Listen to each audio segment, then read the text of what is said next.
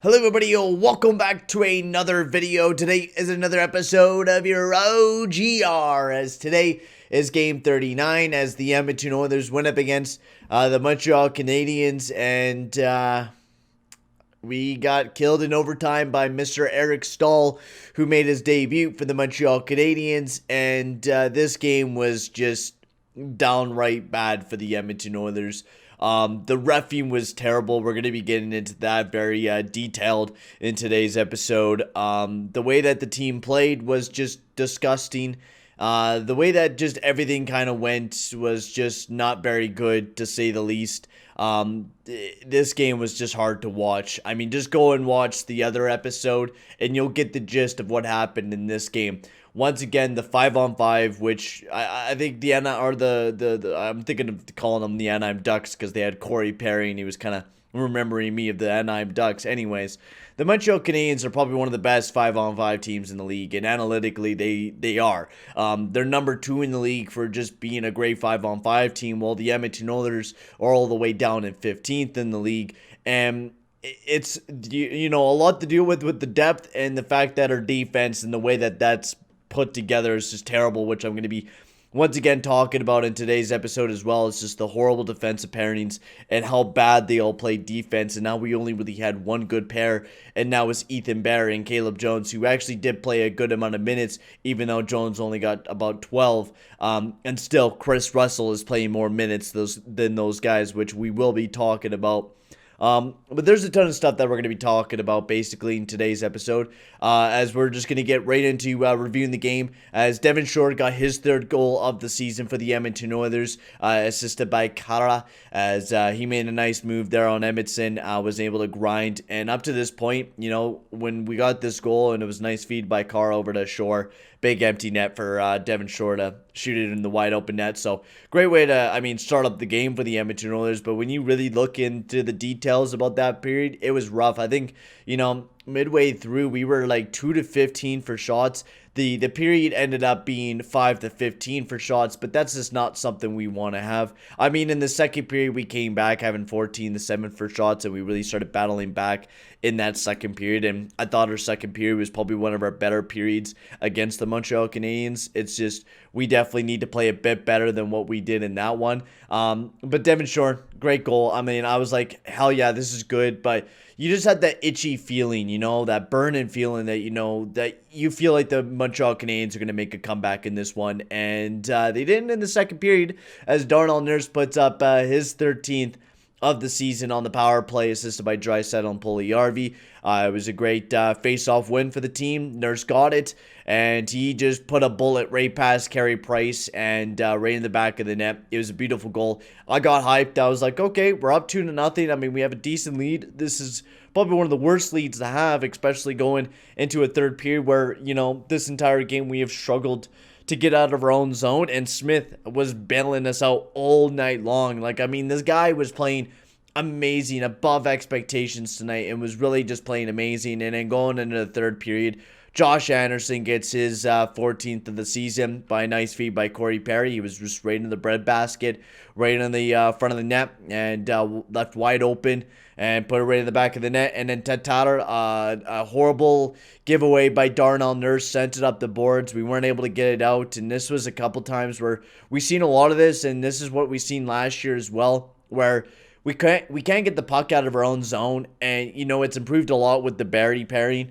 I don't know why we put it alongside of, Russell and Larson, and now this wasn't Russell and Larson's fault, which we are going to be getting into them very, very soon here. Tatar puts up his 8th, and then in overtime, a nice pass by Toffoli sets up Eric Staal, and he knew that that was the weak side of Mike Smith from what it seemed like during that overtime, and took advantage of it, took a nice shot, put him right in the back of the net, and that was it. We lost in overtime, another overtime loss for the Oilers. Now, we did gain a point, which is good for us. We stay in that good spot, which, I'm not really too worried right now with the way that the standings are, with the way that the Canucks are. I'm very sorry for what's going on with the Canucks there. We should have been facing them on Saturday, but sadly, they're dealing with a bunch of COVID stuff. About 20 players are right now tested positive. So I feel like Vancouver, basically is screwed with the way that they are being screwed over by COVID right now. And then, Calgary is just, I don't know what the hell's going on there.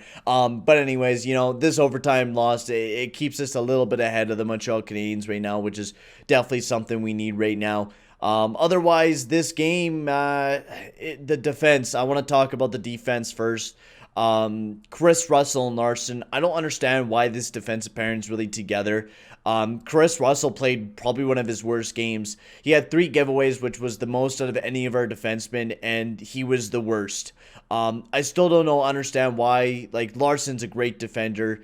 Honestly, he's been an MVP for the Edmonton Oilers, without a doubt, one of our best defensemen. And pairing him alongside Chris Russell, who is a complete liability in just both ends of the ice.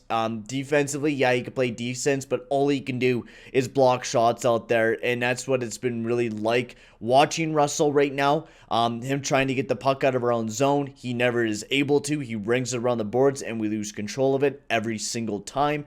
We set up Adam Larson, and he's not able to get it out. This is where Caleb Jones comes into play. Now, yes, he wasn't, the greatest defenseman out there last night. Either was Ethan Bear. Ethan Bear and Caleb Jones, I thought they played not that bad. They were one of our best defensive cores, saying that's saying a lot. I mean, none of our defensemen had a good night, but they had one of the better nights. Ethan Bear, with the good plays that he was making. Now, he definitely did make a lot of defensive mistakes, but that's why Bear and Jones, they make a great passing pair. Like, when I'm watching them, some of the moves that Caleb Jones does defensively is great.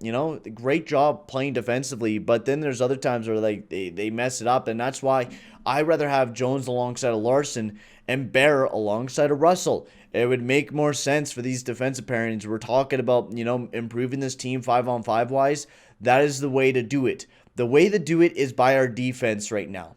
You look at a lot of our, we're getting hemmed into the zone. Every time the defenseman grabs it, we lose the puck immediately. We do not have a defenseman that is actually able to get the puck out of our own zone and be competent with it every single time and guarantee us that we're going to be getting out of our own zone. I said that this was a problem last year. It got addressed a bit with Tyson Barrie, and I'll have to say, Tyson Barrie has made our team better 5-on-5 for one reason why, and that is he's able to get the puck out of our own zone. But putting Russell and Larson together is the dumbest idea Tippett's had yet.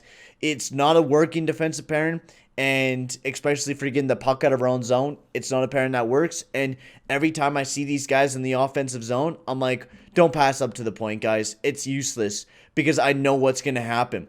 They're going to pass Larson to Russell, they dump it in, and we lose it every single time. It's not that, we have a possibility to take a shot. Sometimes, yes, the best route is to dump it in and just wait for the defenseman to pick it up or wait for one of the forwards to pick it up. But, sometimes shooting it on the net works as well, and especially in a game where we got outshot badly, that's where we need the defenseman to shoot the puck a little bit more. And we did not see one shot from Larson, not one shot from Russell.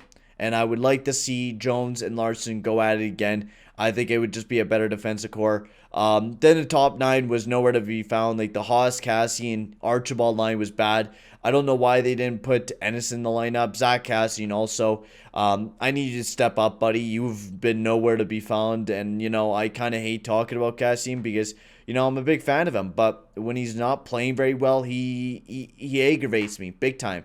When he's not playing to the level that I need him playing at, it takes me off because I feel like Cassian should be a lot better than what he is this year. I don't know if it's just, the COVID stuff's bugging him a bit or what's going on, but he's just been progressively worse this year, and especially the last time we were in the playoffs, he was just bad.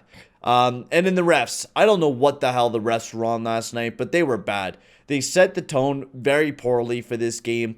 And I've seen a lot of these penalties where you've seen players dig in and then grab it and pull them down. Now, I'll be right back. I'm going to grab a quick pillow to show you guys a good example. So, the way that, as a former ref myself, I think, when a player digs in like this, grabs him by his shoulder, and then whips him down is a penalty. It is. I think it's like something like holding or hooking or something like that, because you are physically pulling the person down. Like, it's not really a hit, right? You're grabbing on to the person that is holding and then whipping them down. That's a pretty fucking dangerous move, and I'm seeing that 24/7 in this game. Seen it a couple times on Draisaitl. I've seen it a couple times on a couple other players for the Edmonton Oilers. These refs were terrible. They didn't set the tone. They wouldn't have had to call as many penalties. They barely even called any penalties in the first place, but the amount of penalties I seen, it could have been up to about 10 power plays for each team, for Christ's sakes, in this game. But that's because of the fact that they did such a poor job in the first period, and everyone in the first period was grabbing on to these chests, and the refs weren't calling anything. You've seen trips, so then as a player thinking like, oh, well, now I could start doing this because it's legal in the game. We started seeing these things a lot by the Montreal Canadiens to really start out the game, and then progressively I started seeing it by the Edmonton Oilers, which, I don't mind. If you're not seeing any calls being called, then yeah, you gotta do that. You gotta copy what they're doing to get that distinct advantage. The amount of times where I see McDavid dash in and got tripped up was so many times. It was actually bad. And it's not even just saying that the Edmonton Oilers got these horrible calls not called against them, right? I seen it for the Montreal Canadiens too. There was multiple times where I'm just thinking, I'm like, how was that not a penalty for the Montreal Canadiens? Or, that Toffoli one, I'm like, this is a borderline not a call. Like, it's the refs were terrible last night, and they're horrible on the East Coast. The couple games against the Toronto Maple Leafs, they were terrible, but this was one of the worst nights I've ever seen from the refs, top to bottom. They were absolutely terrible. But not to even excuse the refs, the Edmonton Oilers played terrible at that.